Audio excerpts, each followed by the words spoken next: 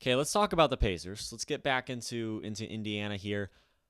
The question that I'm going to ask is whether or not the Pacers really could trade Miles Turner, because there are conversations, whisperings, mumblings, grumblings about the idea that the Pacers could be looking to give up Miles Turner at the deadline.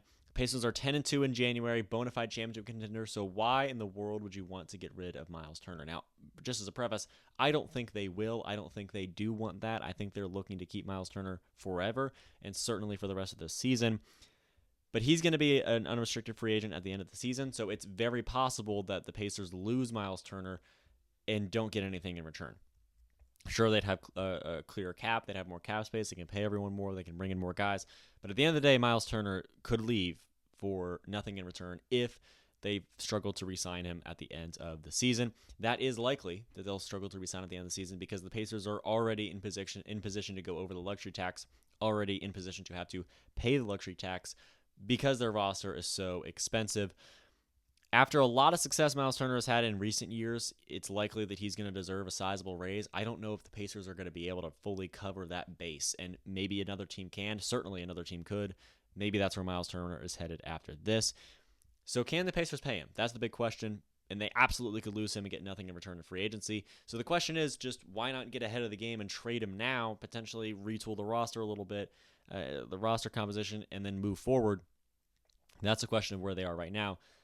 I think that the Pacers should absolutely keep Miles Turner because I think he's a critical part of this run to a championship. I think the Pacers can win a championship this year, and things might get a little bit tricky in the offseason if Miles Turner and other contract situations, then you still got to bring in guys in the draft.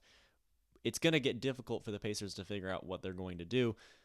The question for me is whether or not we're focusing on this season or the future more, and that's going to dictate perhaps the future of Miles Turner.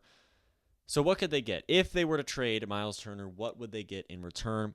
Certainly a starting caliber center to secure the future, right? A younger, cheaper center, someone like that. Thomas Sorber and Derek Queen are in Indiana's range of the draft, so those are two guys likely to be in this draft class.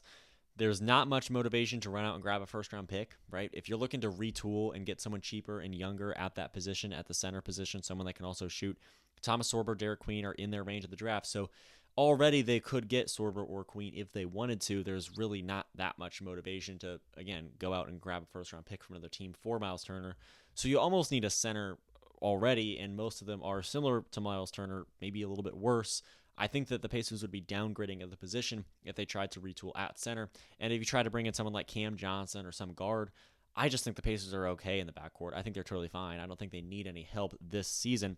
Maybe in the offseason we'll disagree, but right now in the middle of the season, I think the Pacers reloading, moving forward with the guys that they have is going to be the right decision. That would create a void, right? Getting rid of Miles Turner would create a void in the front court, which was our greatest liability earlier in the year. Sure, that was almost entirely because of injury, but they would lose a valuable piece once again. So would the backcourt, right? Miles Turner is a legitimate presence from three. We'd lose some production from around the three-point line. So the front court would lose a major contributor on defense especially. The backcourt would lose a contributor on offense. I think that a trade of Miles Turner would, maybe be logical in the long term. I just don't think that we really care about the long term because the Pacers, after the win over the Jazz last night, are 11-2 in 2025, and they are absolutely a playoff contending, well, certainly a playoff team and a championship contending team, in my opinion, as well. Like I said, this team can win a championship. Miles Turner's a true Pacer. He's been around forever. He deserves to retire an Indiana Pacer. A dual threat guy, right? He shoots a three at the highest level. He blocks shots. He's a wall on defense down low. He averages 15-7 this season. I don't want to trade Turner, right? The championship window is open. The Pacers are capable of winning it all this season and in the few seasons to come.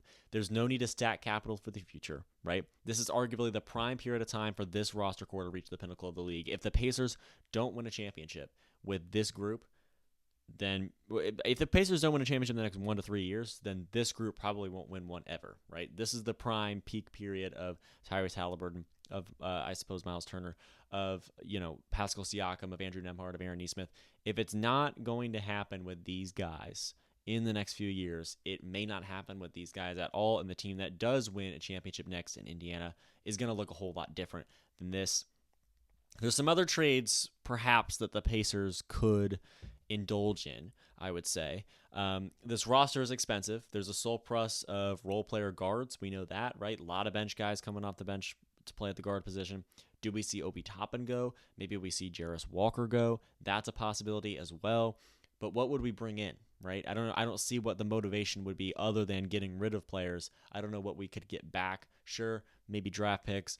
I just don't see much value in a risky move like that where you're betting on the future to get rid of a role player guy that you might appreciate having in the playoffs down the stretch, especially if injuries occur, as we saw last season. Injuries occurred for Indiana. We lost Benedict Mathurin. We lost Tyrese Halliburton for some time. Still, this team was able to persevere. And again, like I said, the finals window is open, right? Why not run it back with a team that made the Eastern Conference Finals last season? Why not? And they have Pascal Siakam for the full year this year. Benedict Mathurin's back from injury. A healthy Pacers team is truly capable of anything, in my opinion.